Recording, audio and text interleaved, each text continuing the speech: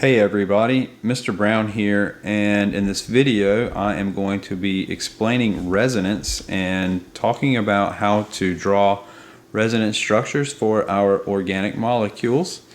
Here on the first slide we have an introduction to why resonance structures are necessary, and to talk about that we are going to consider this structure here, which is called an allylic carbocation. So we can see this is the Lewis structure, and it looks like we have a carbon with a positive charge on one side and then two sp2 carbons with a pi bond, everybody with satisfied octets. But there is more than one way to draw this Lewis structure. Lewis structures come with inadequacies, sometimes in which they are not always able to depict the true nature of the molecule with just one picture. And so resonance structures are going to be a way to show the true nature of a molecule by drawing more than one picture for a molecule, and then in our heads we are going to mentally mix them together to get a better understanding of what the real molecule acts, looks, and behaves like. So to make that point here, if we look at the orbital structure of the allyl carbocation here, we find all three of the carbons are sp2 hybridized, which means they all have an unhybridized p orbital that extends above and below the plane of the sigma bonds, and you see that in the illustration there. We know that that's pretty easy to determine for the molecules that have the double bond. Double bonds by necessity have atoms with an unhybridized p orbital because that's how pi bonds are formed. It's kind of new to us that carbocations, we keep in mind carbocations are sp2 hybridized as well. They only have 3 bonds, and the p orbital is the unfilled orbital that leads to the formal charge that we see there. So if we're looking at those orbitals and we take into consideration kind of what is happening in the molecular orbital theory, we mix all 3 of those p orbitals together and we get 3 molecular orbitals out of that mixing. We get a bonding molecular orbital, a non-bonding molecular orbital, and an anti-bonding molecular orbital. There are 2 pi electrons in the structure, so the bond, and they go into that bonding molecular orbital and they spread out over that molecule and are shared by those 3 carbons. However, the next highest orbital in energy is that non-bonding molecular orbital, and you can see the picture of it here. And so that is where the missing electrons would go, or the missing electron would go, if another bond occurred to that carbocation. And what we find from molecular orbital theory is those orbitals are actually associated with both carbons on the end. And then you see, so what we're seeing there is that deficiency in electrons is associated with both ends of the molecule, not just one end of the molecule.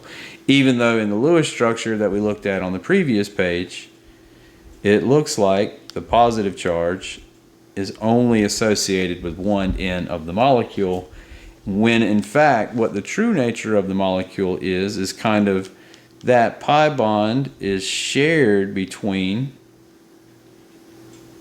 those 2, and both ends of the molecule have a slight positive charge or some positive charge associated with them, because the molecular orbitals missing the electrons are associated with each end of the molecule.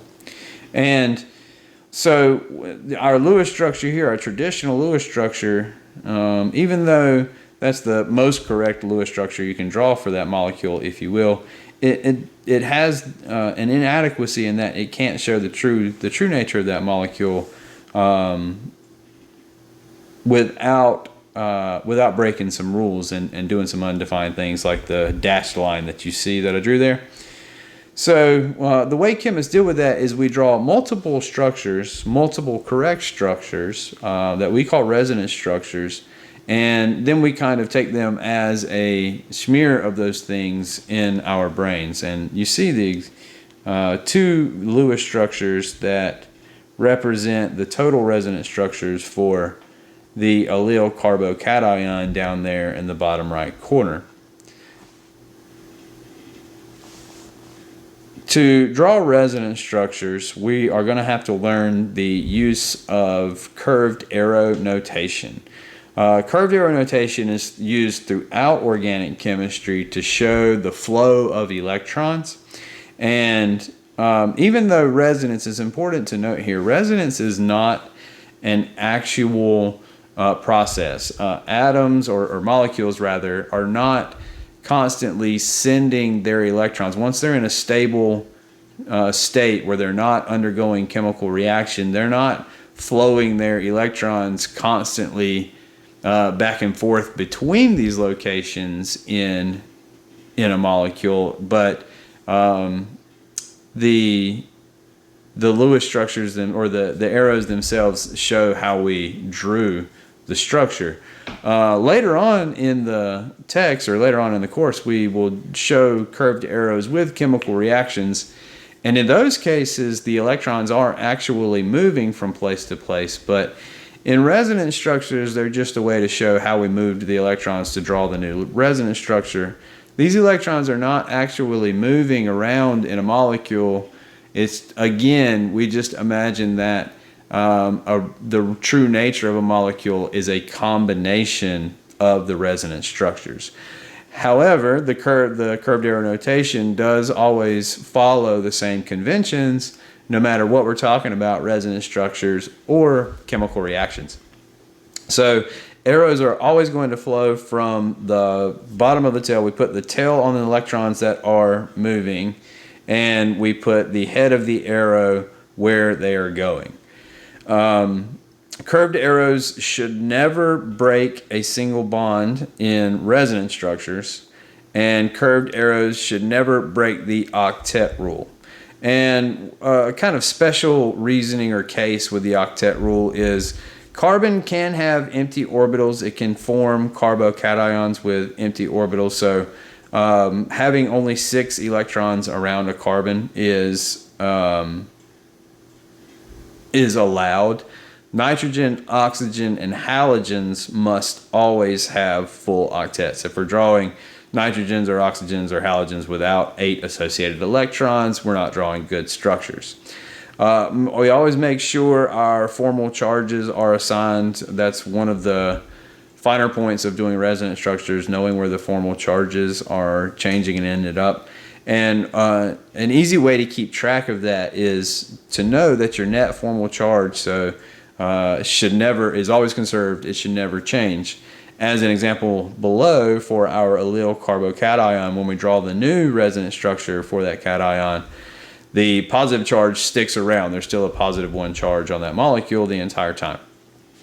So on the following questions, I'll show you a few of the homework questions that you have, if any of the rules are broken. So in our first case here, it looks like there are no rules broken to me. This breaks a pi bond. It doesn't break a single bond. It doesn't break a sigma bond. And what happens when you break that bond, or what happens when you invoke that resonance structure rather, is we get this here,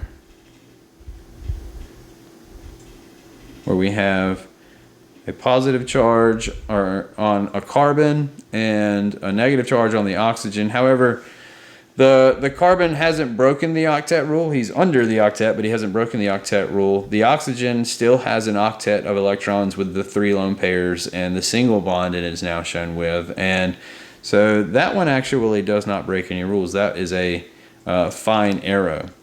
In this example here, you'll notice this pi bond is being moved over, but this carbon is not shown with a formal charge. So there are and there are only 3. There is a hydrogen there. along with the 3 bonds that are shown. So if we try to slide a pi bond over there between that and the next carbon, this carbon here would end up, if we added a double bond here, that would be 5 bonds. So this breaks the octet rule. We're trying to fit 10 carbons, or 10 electrons rather, around a carbon. Same thing with this next structure that we see. We're sliding, somebody tried to slide a pi bond over to an oxygen that already has the octet satisfied. So 2 lone pairs, 2 bonds on the oxygen. If we slide that pi bond over, it becomes 2 bonds, or rather 3 bonds and 2 lone pairs. That breaks the octet rule for that oxygen atom.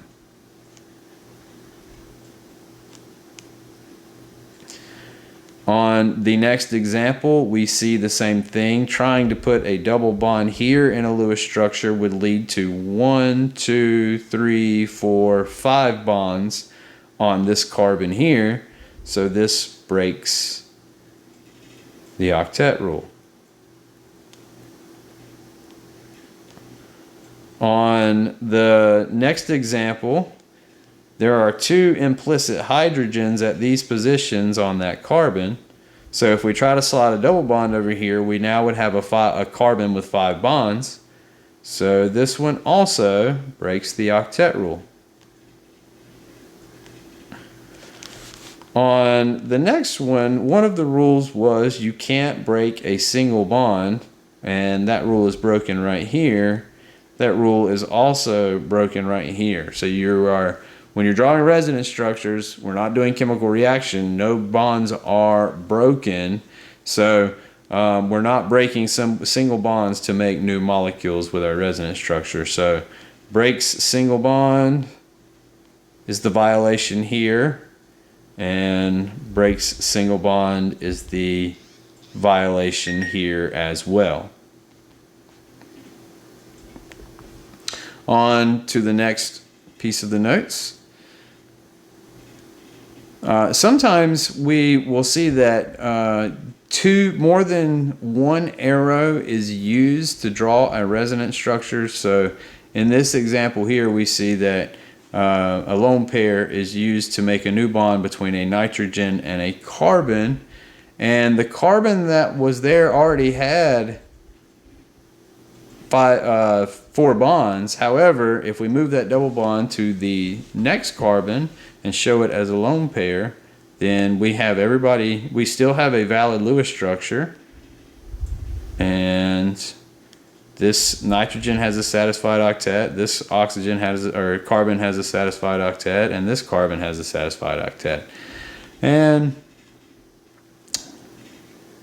sometimes more than 2 resonance structures are needed. So if we were trying to add the arrows to this example here, to try to figure out how did we get from this spot to this spot, one of these lone pairs was moved down to that oxygen, and one of these lone pairs was moved to that carbon.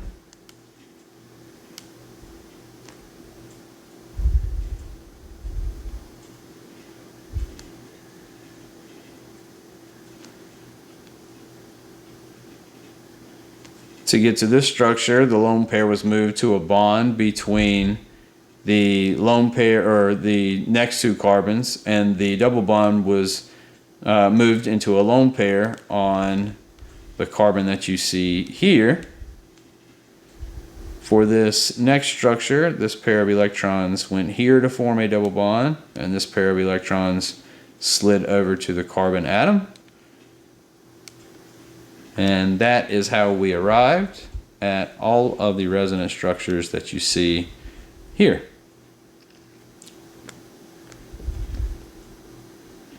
There are 3 types of electron motions that you will see in resonance. These are the only things that really should happen when you are drawing new resonance structures. You should only use a lone pair to form a pi bond to an adjacent atom. A pi bond might form a new pi bond on an adjacent atom, and a pi bond forms a lone pair on an adjacent atom. And those are the only three things that are going to happen during our resonance drawings. And furthermore, only the following 5 patterns are employed to draw resonance structures. So the first one you see there is the one we use to introduce resonance structures. This is the allylic carbocation. So anytime you can find a pi bond that is 1 sigma bond removed from a carbocation, that pattern of resonance will be applied. Anytime you find a lone pair that is 1 sigma bond removed from a carbocation in a molecule, that pattern of resonance can be applied. Anytime you have a pi bond between 2 atoms of differing electronegativity, and this is generally always carbon bonds to things like oxygen or nitrogen or one of the halogens, although we don't see a ton of pi bonds to halogens, but it can happen, and you might see it. Really, a lot of times it's mainly just carbon double bonds to oxygen and carbon double bonds to nitrogen. Follow that pattern of resonance. Finally, if you have, or not quite finally, but next, if you have an allylic lone pair where you have some lone pair of electrons, 1 sigma bond removed away from a pi bond, then that pattern of resonance applies. And finally now, the conjugated pi bonds in an enclosed ring. If you have alternating pi bonds in, importantly, an enclosed ring structure, that resonance can be applied, and that's probably the easiest one to apply. So we'll see how to use these patterns of resonance to determine resonance structures for novel molecules in the upcoming examples. We'll take a look at each of the cases a little more in depth right quick. So carbocation, 1 sigma bond away from a pi bond, also known as an allylic carbocation, has the first regular resonance pattern. We've already kind of looked at it here. That pi bond can move from from that set of carbons on the right side to the set of carbons on the left side. And when that happens, we want to be able to identify where the charge goes. The charge goes, we try to keep in mind, these implicit hydrogens here are not showing. And so, and this one here only has, because it's a positive charge, he only has 2 hydrogens as well. So when we move the double bond over, this one now he has the 2 hydrogens, so he has the full octet. So he no longer has the positive charge. But now this guy only has 2 hydrogens. He's only got 3 bonds, and so he does have the positive formal charge. We have to keep track of our formal charges in our Lewis structures. Very important. So if we have a longer molecule, sometimes we can see that this process can be undertaken more than one time, leading to multiple resonance structures. One way to quickly recognize this is if you have conjugated read alternating pi bonds near a carbocation, be on the lookout for more than one resonance structure. So we see an example here.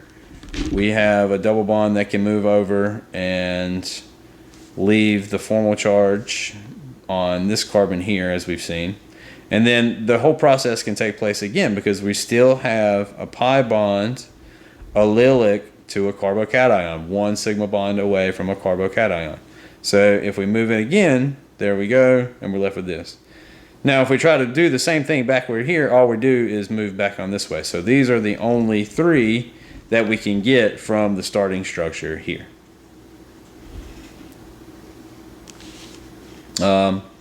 The lone pair adjacent to a carbocation will often look like this, where we see an oxygen and sometimes a nitrogen with its lone pairs next to a positively charged carbon, meaning it's missing a bond essentially. The positive charge is still going to be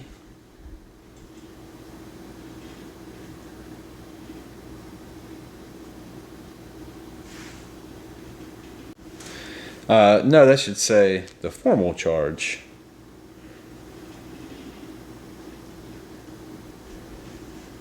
Formal charge is conserved. We can see in this example here, right? In this instance, there is a total 0 formal charge. We have a positive 1 and a negative 1. And of course, in this example here, or in this instance here, we also have a neutral formal charge because no formal charges are shown. No formal charges need to be shown. In our next case, where we have a lone pair adjacent to a carbocation, we have a carbon. This only has one more bond to hydrogen. That's how we know it is a carbocation. One of the lone pairs in the oxygen can resonate or slide over, form a double bond instead with that carbon, and then that carbon no longer has a formal charge. But we learned earlier that when oxygens have 3 bonds and 1 lone pair of electrons, then they have a positive formal charge. And so the formal charge is conserved in both of those cases. There is a reverse of case 3. Sometimes you'll be presented with a molecule in the reverse case where you have that pi bond between a carbon and a nitrogen, usually 2 atoms of differing electronegativity, if you will, but 99% of the time it's a carbon double bond to oxygen or nitrogen. And you can an alternate version of that is to slide the electrons up into the carbon or the oxygen or the nitrogen instead, showing it as a carbocation and oxygen with a negative formal charge or a nitrogen with a negative formal charge. And this maybe perhaps is one of the better ways to really exemplify what we're trying to show with Lewis structures here. So the true nature of this molecule is a mix between those two. And we know that because we've learned about electronegativity. We've learned how oxygen is more electronegative and draws the electrons to it more. So in reality, is there a double bond between the carbon and oxygen? Yes. Does the oxygen have a stronger pull on the electrons? Yes. Does it have a little bit of negative charge? Yes.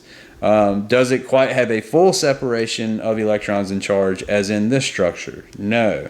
Are the electrons equally shared between the oxygen and the carbon like we've shown in this structure? Also no.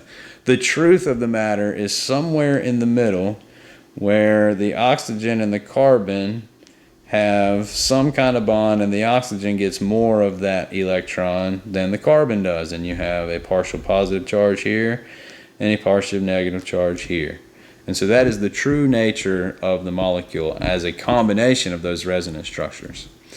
Finally, and I actually put this one, the book puts this one first and I actually put it fourth because this one requires 2 arrows, and you don't want to be thinking about this one first. You want to think about the others first and see if the others exist first before you do this one. So the allylic lone pair resonance pattern looks like this, like you see on the page here, where you have usually like a carbanion next to or 1 sigma bond away from a pi bond. And you can follow a 2 arrow pattern to move that lone pair to either nitrogen, an oxygen, or a carbon that already has that double bond. And if it's a carbon, that carbon will receive a negative charge, a negative formal charge, because it's carrying that lone pair of electrons. But we've learned the charge is always conserved when this happens. And like for instance, when the atom with the lone pair has a negative charge, the negative charge moves with the lone pair. If the atom with the lone pair initially has no charge, it will incur a positive charge, and the atom that ends up with the lone pair ends up with a negative charge, like you see in the following examples. And then the easiest one, again, is when you have the conjugated pi bonds all within an enclosed ring. They have to be alternating and the ring has to be enclosed for this case to apply, but those are the biggest things that you have to look out for. All right, so here we go. We have some practice resonance structures now. This is probably what you're here for anyway. So let me go ahead and pull up. Sometimes it's easier for me to do these on the notes rather than directly on the PowerPoint. So I will show you these resonance structures.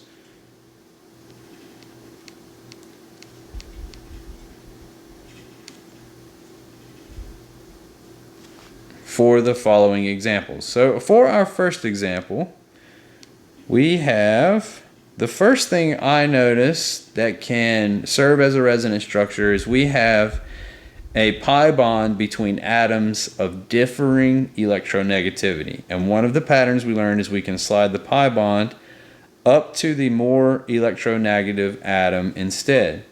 And so our first resonance structure does just that. We slide, we draw the molecule as we did, except we show our change. And when we did that, notice we left a carbon that now only has 3 bonds, so he has a positive formal charge.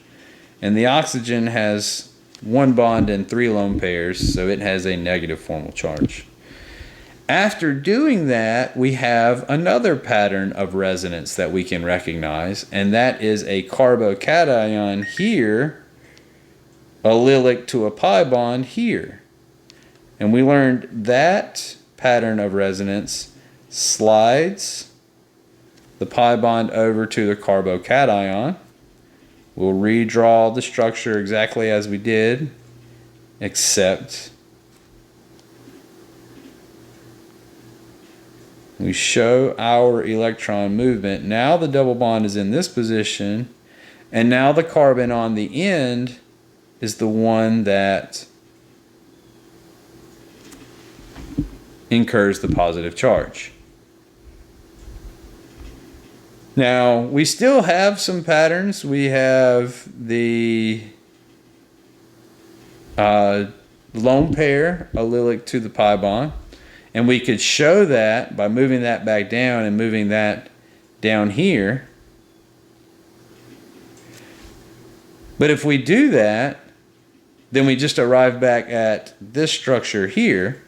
So those are the only 3 resonance structures that we can draw for that molecule. If we clean that up a little bit, so we can see it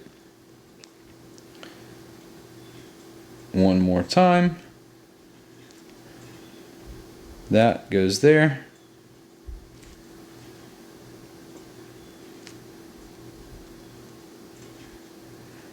We now have a negative charge on the oxygen and a positive charge on the carbon. Now we have an allylic carbocation with this pattern, and our newest and last resonance structure becomes this one. Double bond there, positive charge on that carbon. Notice the charge is conserved across all 3 cases. We have 0 total net formal charge in A, we have 0 net total formal charge in B, and we have 0 net total formal charge in C. Here in the next example, we have the allylic carbocations, and this is actually one of the examples that we see in the notes a few times ago. So we can make this move here, and when we do that,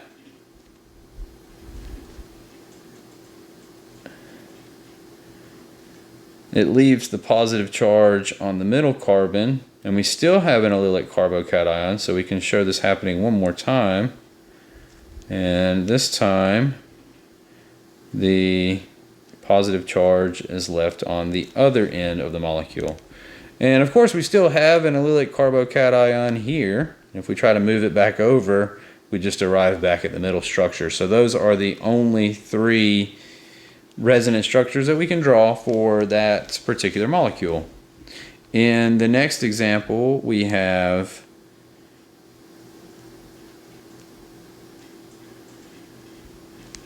this structure. And so we know that the lone pair on that carbon there means, or the formal charge rather, there's a negative formal charge on that carbon. So what that means is there's a lone pair on that carbon. And I'm going to redraw that to look better. So we have a negative charge. I'm going to give myself some space. Now we can see the lone pair in its location.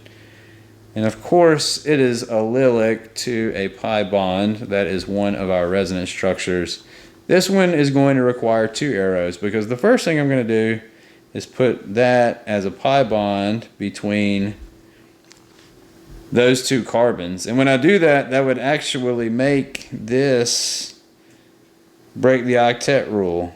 So to avoid that, I'm going to move that pi bond to that carbon as a lone pair. You can ignore that arrow. That was just for direction. That's not actually showing electron movement. Our new resonance structure looks like this. So we move the pi bond to this location, and we move the lone pair to this location.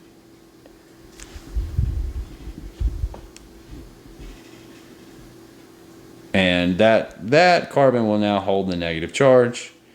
Of course, we do have a lone pair allylic to a pi bond again. However, if we just draw it in reverse, then we arrive back at the first resonance structure. So those are the only 2 valid resonance structures for sample C there.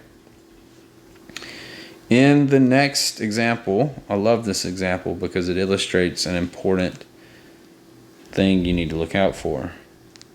So in this example, I'm going to draw everything with the lone pairs that they currently have. In this example, this is a case you really want to be careful with. You might be tempted to say that this is an allylic lone pair. Here, I'm going to redraw those better.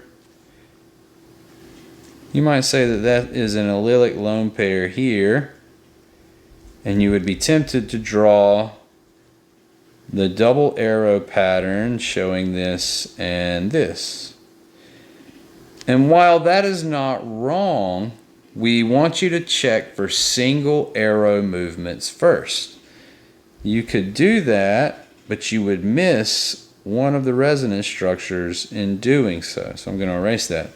Notice this one is a pi bond between atoms of differing electronegativity, which is one of our single arrow patterns, and that leads to this structure here. And so if we started with the double arrow pattern, we would have missed this resonance structure, and that's not something we want to do. So a point of note is always try to start with single arrow patterns before moving to double arrow patterns. Now that we have that resonance structure drawn, we still have the lone pair allylic to a carbocation present, and then now we can move that double bond over to that position and show that all 3 of those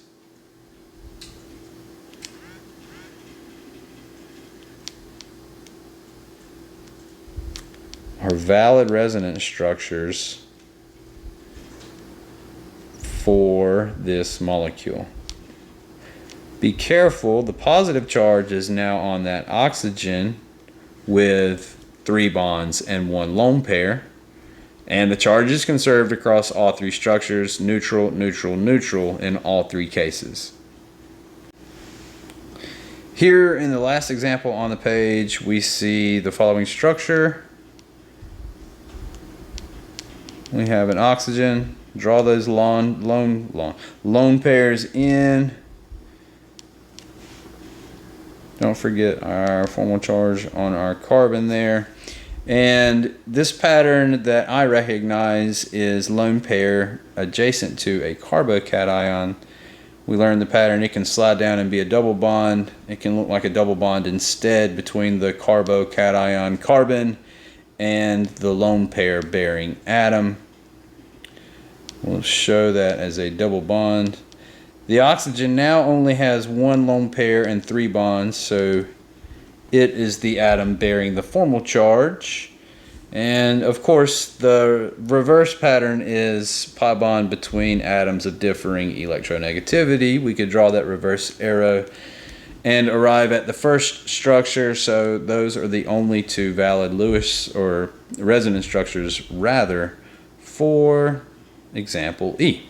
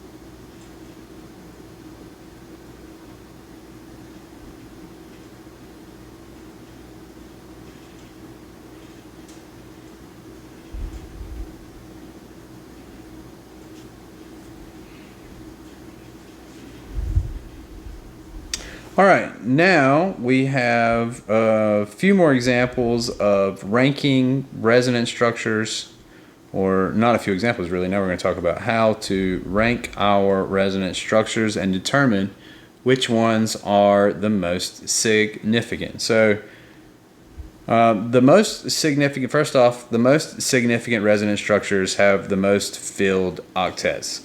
So and we touched on this earlier, but sometimes if you end up with a resonance structure that has an oxygen with only 3 bonds and 2 lone pairs, or anything that places only 6 electrons around it, then that is not a significant resonance structure, and we don't draw it. Oxygen is too electronegative not to be associated with all 8 electrons, and so any structure that shows oxygen having less than full octet are insignificant and not drawn. If we show a carbon with if we have 2 resonance structures and we have a carbon that has a less than full octet and one that has a full octet, then the one with the full octet, like we see here, even though we've got a formal charge on a carbon here and a formal charge on an oxygen in the second, or a positive charge on the oxygen in the second structure, it might feel intuitive to say that this one is more significant because the positive is on the carbon instead of the oxygen. This one is actually more significant because it's more important. The more important structures have complete Lewis or complete octet rules for everybody, essentially. It's kind of easy to see why this example here is more significant. We're not showing much separation of charge. Everybody's got full octets, where in this case we've got a formal charge and we've got a carbon that's only shown with 3 bonds. So the very most important, and these are done in order. So the very most important resonance structures are the ones that have the fullest octets, and that's the first thing we look for, and that's the first judgment we make.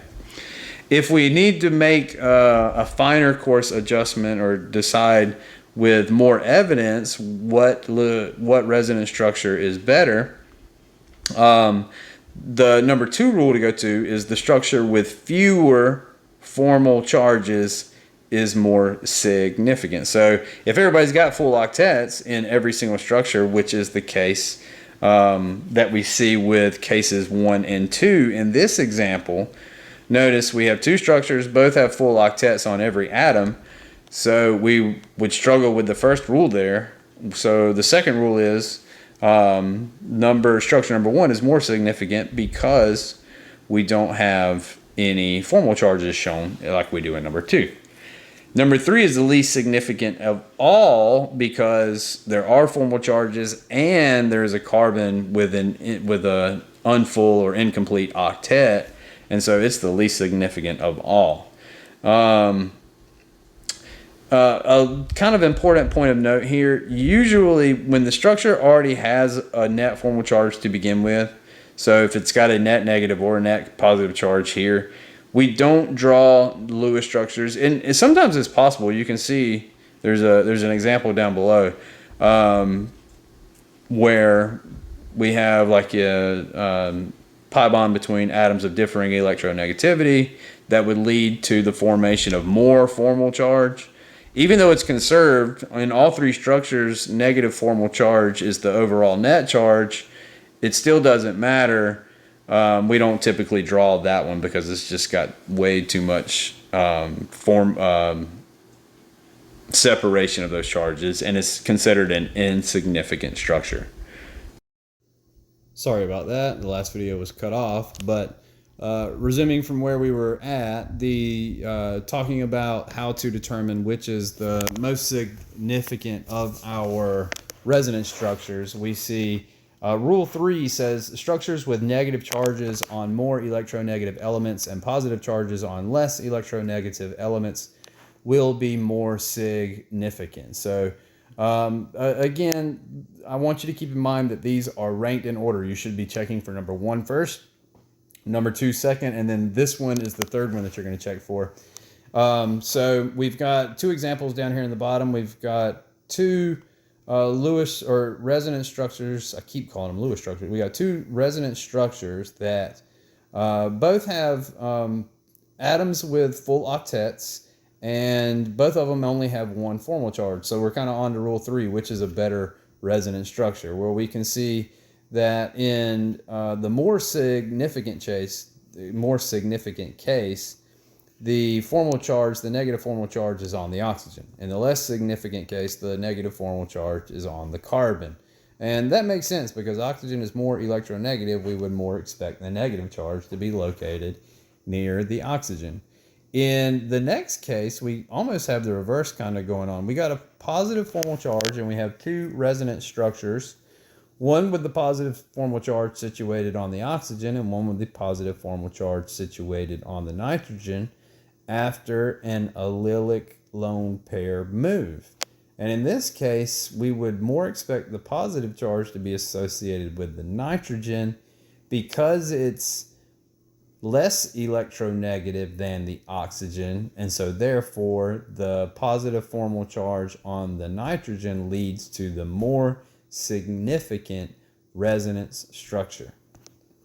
And then finally, resonance forms that have equally good Lewis structures are described as equivalent and contribute equally to the resonance hybrid. So we show an example down there. All 3 of those are valid resonance structures for that molecule. And in all 3, there is the same number of formal charges. The negative charges are only on oxygen atoms, and everybody has complete octets. And so all 3 of those are just considered equivalent contributors, and the true nature of the molecule is an equal mix of those 3 structures. You can see the insignificant resonance there. The reason that is insignificant is because there was already 2 formal charges present to begin with, and then when we make that double pi bond between atoms of differing electronegativity movement, that's what was done there. That introduces 2 more formal charges, and we just consider that insignificant because new formal charges were introduced to a molecule already bearing formal charges, and that's just not considered. That's considered too much charge separation and not an actual contributor to the idea of what the molecule actually looks like. So moving on, we got some examples here. You can see the resonance has already been drawn there. I'll probably redraw this one and kind of do it out and talk about the rankings that we see. So if we just look at the structure that we have, as our example, we're given this to start with, N, H, and then we have some bonds in a ring. So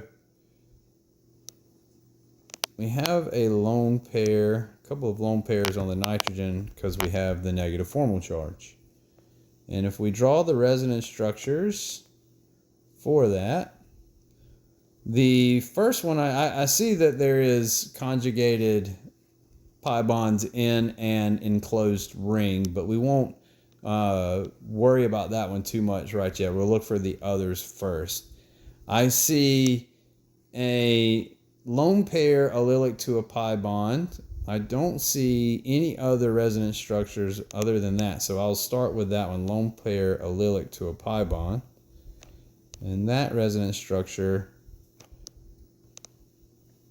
resonance motion looks like that. So our first resonance structure is moves the lone pair there. The negative charge is now on that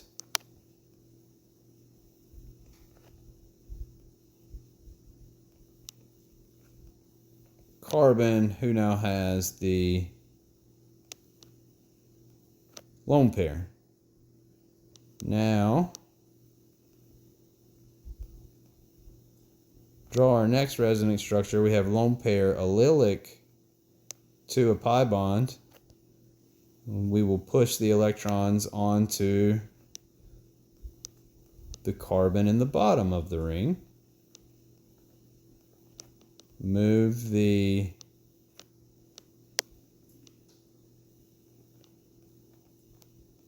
negative charge down there with it. One more time we have lone pair allylic to a pi bond, so we'll do our 2 arrow motion again, moving the lone pair to that carbon.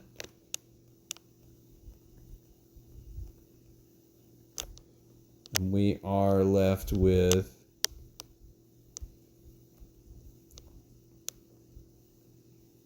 this structure where we have NH and H here, here, here.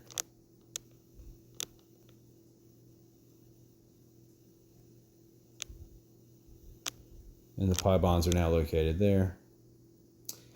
And furthermore, so we can't neglect the other resonance structure here. We can do pi bonds, conjugated pi bonds in an enclosed ring with this structure. So we can also say, and I won't draw the arrows on that one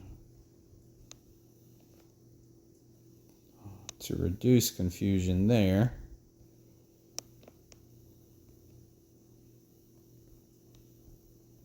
We still have the negative charge. All right, so those are the 5 resonance structures for this molecule. And to evaluate which is most significant, what we're looking for is, first of all, we're looking for structures that have incomplete octets. And I don't see any structures that have incomplete octets. So these are all okay as far as octet goes. We're moved down to rule number 2. Structures with least formal charges are going to be our better structures. And again, we see that all of them have the same formal charges. So all of these right now are still kind of on the same page. Move to rule number 3, where we ask, all right, do we have a negative charge or do we have a positive charge? We do have a negative charge. So we're going to pick structures where the negative charge is on more electronegative elements. So in this case, these 2 resonance structures here are more significant.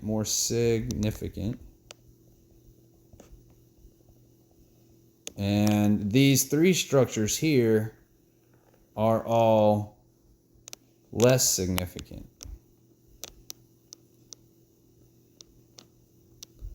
Now it's important to note that these 3 are all equal with each other, and these 2 are equal with each other. these two being the more significant examples, and those three being the least significant examples. Here we have another example. I'll redraw this guy.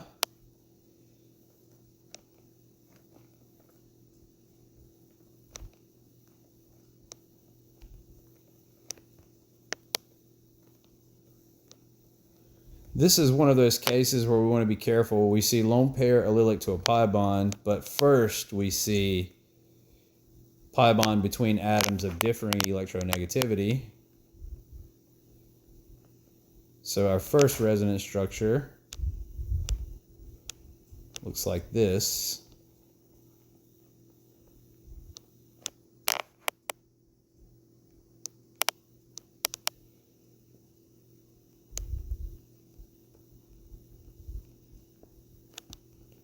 However, we notice that when we do that, we're forming formal charges on a molecule that already has a formal charge.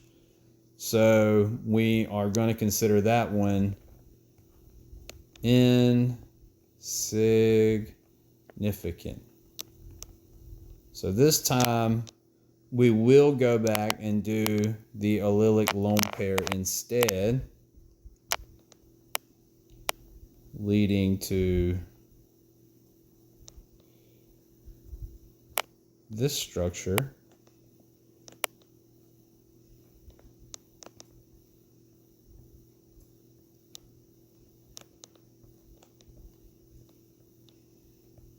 And the negative charge is now on the other oxygen. In both cases, all atoms have complete octets. There is only one negative formal charge, and the negative formal charge is on an oxygen in both cases. So these are just simply equivalent structures. The true molecule is a 50-50 mixture of those two structures. And again, this one is insignificant due to the creation of new formal charges when a formal charge was already present. In our next example, you see this molecule. We'll draw this out as a bond line structure.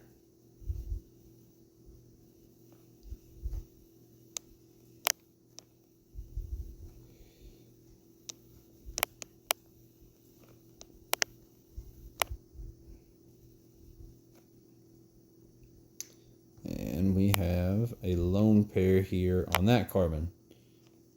All right, so in this case, we have lone pair allylic to a pi bond. Notice, remember, triple bonds also have pi bonds. That can be kind of tricky. So lone pair allylic to a pi bond follows this pattern.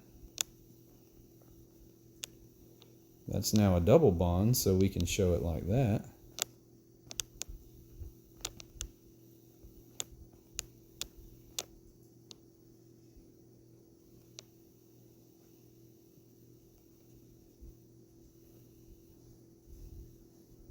Rather not.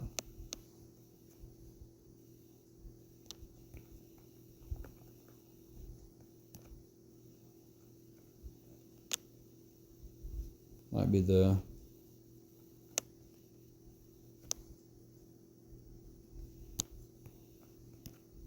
best way to draw it like this.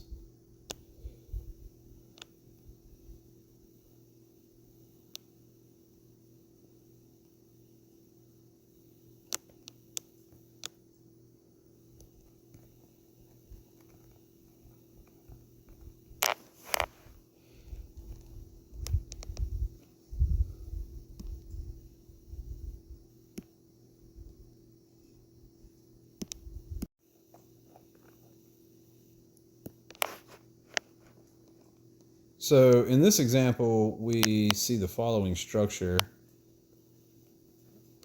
It's kind of a aggravating one to draw, but this is essentially what we have here. The negative charge indicates a lone pair of that carbon. So we have an allylic lone pair, and we will make the following transition. Notice we did have pi bond between atoms of differing electronegativity, but since we already have the formal charge there, I'm going to go ahead and just avoid forming any new formal charges and making that insignificant structure. So our new resonance structure is easiest to draw like this. See, we have carbon with double bonds on either side of it there. The nitrogen received the lone pair, so now it is bearing the negative formal charge. And those are the two valid resonance structures for that molecule. And now we're going to rank. We see that in both cases, each atom has full octets. In both cases, there is only one negative formal charge. In this case, the negative formal charge is on the nitrogen instead of a carbon. So this is the more significant of the two resonance structures. In this question, we're asked to determine, using resonance, which ring is electron rich and which ring is electron poor. So we will take example 1 or case 1 into consideration.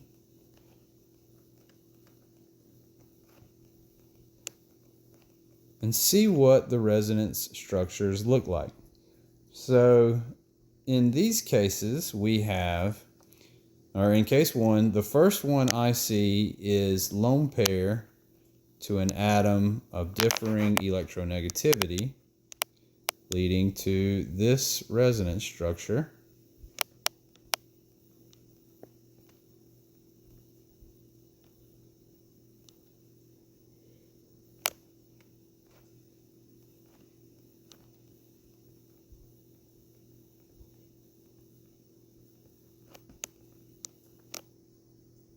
And now that that one is drawn, I see pi bond allylic to a carbocation. So our next resonance structure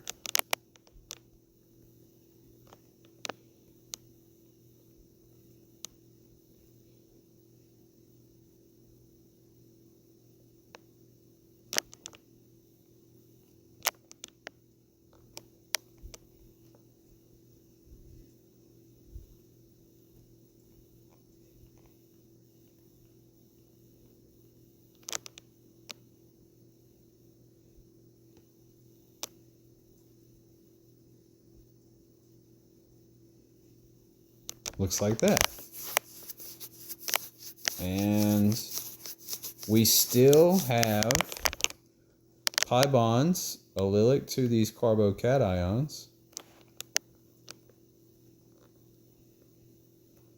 And what we find is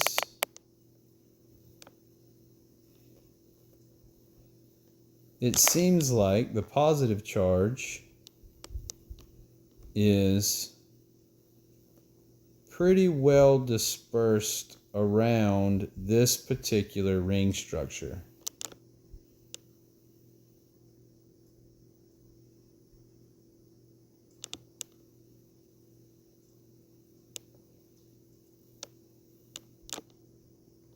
And we can even make this happen one more time. And I'm going to just avoid drawing that last one. So in case 1, the resonance shows the positive charge that forms from the first resonance move being distributed around that ring. So that ring is actually a little deficient in electrons. Those positive charges kind of spread around the carbon atoms in that ring. Let's evaluate case 2 and see what we find. So now we see this molecule is called phenol. We'll study phenol a couple of times throughout the semester. We'll draw in the lone pairs so we can see what we got going on here. Now that we see the lone pairs, we might almost immediately recognize we have lone pairs allylic to a pi bond, and that resonance looks like this. Move the lone pair there. That lone pair has got to move to make room, leading to our new structure here. We have a lone pair on a carbon and a double bond to an oxygen. And of course the oxygen did incur a positive charge when that happened. However, we're allowed to do that because there was no formal charges to begin with on the molecule. So that's a valid resonance move. And without drawing the further one, but what we'll see is now, instead of the positive charge being distributed around the ring, in this case, the lone pair, the negative charge, is distributed around the ring, because we can make 3 more moves where we have a lone pair allylic to a pi bond, moving that lone pair around the ring. And that will happen 2 more times. And now we see that negative charge moving around the ring. So when this question asks to draw resonance structures to determine which ring is electron rich and which ring is electron poor, this ring is electron poor because we end up with positive charges around the ring, or in the other positions, I think, actually. In this case, we end up with negative charges distributed around the ring. So this is an electron-rich molecule.